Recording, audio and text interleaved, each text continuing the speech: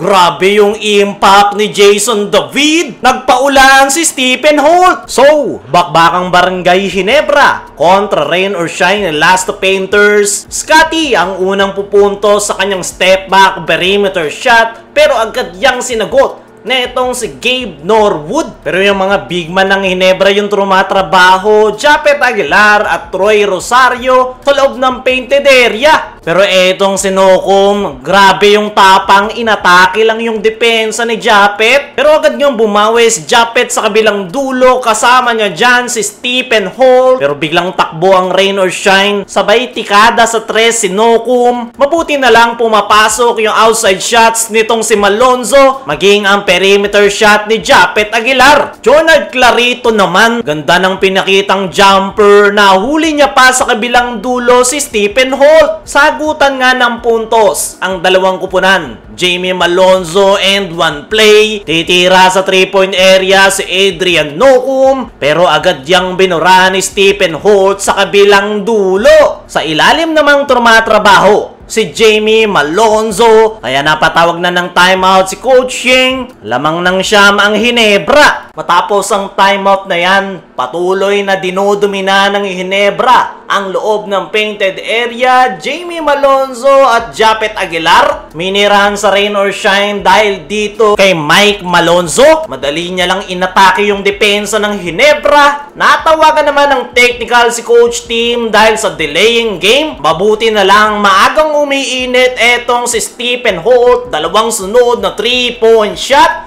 Kaya natapos ang first quarter, 21-32, 11-point lead para sa Ginebra. Pagpasok ng second quarter, maganda yung naging panimula ng Ginebra. Dalawang sunod na 3-point shot ang ibinaon netong si RJ Abarrientos. Japet Aguilar naman patuloy na dinobdomina ang ilalim. Pero mainit nga etong si Anton Asisio. 10 straight points. Isang 4-point shot, dalawa sa 3-point area. Kaya naman biglang baba sa single digit ang kalamangan ng Ginebra. Sumagot pa ng 3-point shot si Jamie, pero agad na tumakbo sa kabilang dulo ang Rain or Shine. Iniwanan lang ang depensa. 16-3 run na in favor of Rain or Shine. Iba-iba yung umaatake this time. Eto namang si Sean L. Delfonso, hindi pa rin mapigilan si Karakut. Another 3-point shot. Scotty naman ang tumapos sa dry spell ng kanyang kupunan, attack sa weak side. Pero agad na tumakbo sa kabilang dulo etong si Jonard Clarito. Kaya naman natapos ang first half 43-45. Biglang bagsak sa dalawa yung kalamangan ng Barangay Ginebra. Leading scorer si Jamie with 13. Anton Asisio naman with 11 points. Binigyan ng award si Scotty matapos ang kanyang 1,000 career offensive rebounds. Pagpasok ng third quarter, tuluyan ang nakuha ng Rain or Shine ang kalamangan and one play si Mike Malonzo. Pero etong si Troy Rosario, pinapakita yung sipag sa ilalim. Nakikipagpalitan ng punto sa kanya si Santi Santillan. Pero same energy yung pinapakita ni Troy Rosario. Palitan lang ng kalamangan ang dalawang kupunan. Aatake si Scotty to the basket, pero palaging may pansagot ang Rain or Shine. Mamuyak to the basket. Sasagot ng jumper si Stephen Holt, pero matapos niyan natawagan ng flagrant foul si Rosario, sit out ng 3 minutes. Pero etong si Stephen Holt nagsisimula ng magpainit. 3-point shot, sinagot yan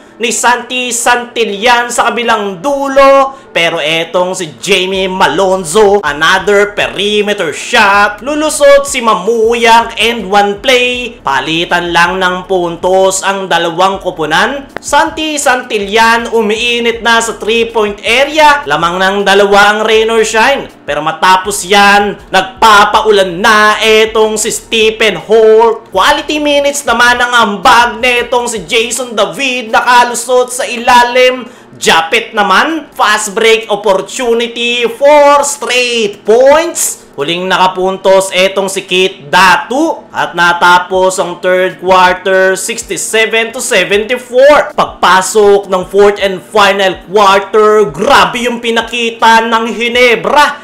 18 to 2 run. Lahat mainit, maging si Jason David. Ganda ng hanap niya kay Troy Rosario. Wala nang magawa ang rain or shine, napatayemot na lang. Lahat ng pukol ng Ginebra madaling pumapasok. Hindi na mapigilan yung outside shooting ni Stephen Holt. Nakalayo na ang Barangay Ginebra. Another 3 ni Jason David. Kaya naman, ganun-ganun lang. Ginebra ang kumuha ng panalo.